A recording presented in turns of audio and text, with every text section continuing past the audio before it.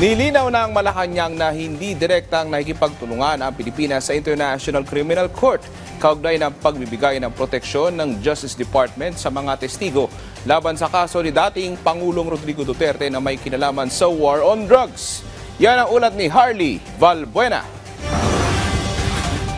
Pro-Filipino, ito ang pananaw ni Pangulong Ferdinand R. Marcos Jr. sa usapin sa International Criminal Court at sa sigalot sa West Philippine Sea. Matapos sabihin ng Department of Justice na bibigyan ito ng proteksyon ang mga testigo sa kasong crimes against humanity ni dating Pangulong Rodrigo Duterte kaugnay ng war on drugs, nilinaw ng Malacanang na hindi ito nangangahulugang direkta ng nakikipagtulungan ng Pilipinas sa ICC.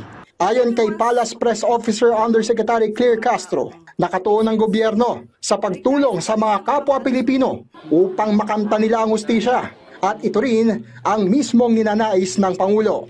Tutulungan ng DOJ ang mga witnesses para makapag-testify, para mabigyan ng hustisya ang dapat na mabigyan ng hustisya. Hindi directly makikipagtulungan sa ICC. Iginit pa ng palasyo na ito rin ang pananaw ng Commission on Human Rights kaugnay ng mandatong tulungan ang mga biktima, anuman ang sirkumstansya, lalo na sa mga kasong may kaugnayan sa paglabag sa karapatang pantao, lokal man o abroad. Matatanda ang formal ng humiling sa ICC ang mga biktima ng war on drugs na ibasura ang urgent request for interim release ni Duterte. Ito ay sa pangamba sa kanilang seguridad sakaling pansamantalang makalaya ang dating Pangulo. Sumagot din ng Malacanang sa sinabi ni Vice President Sara Duterte na sa harap ng alegasyong siya ay pro-China. Iginit nito na siya ay hindi pro-any country o hindi pumapanig sa anumang bansa. Sabi nga po ni Dr. Jose Rizal, ang hindi marunong magmahal sa sariling wika ay masahol pa sa hayop at malansang isda. Paano pa kaya ang isang Pilipino at isang leader na umaming hindi mahal ang kanyang sariling bansa?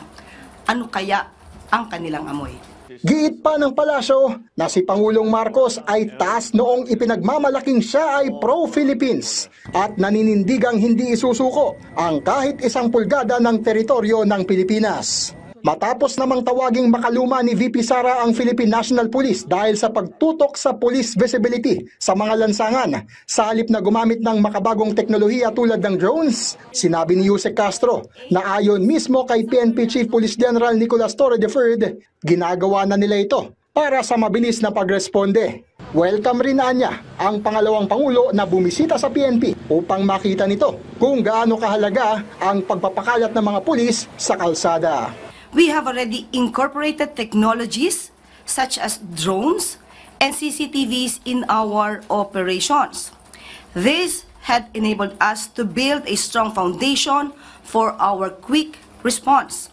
So, ayon dito sa ating PNP Chief, makinig po tayo ng opinyon sa mga taong may sense. Harley Valbuena para sa Pambansang TV sa Bagong Pilipinas.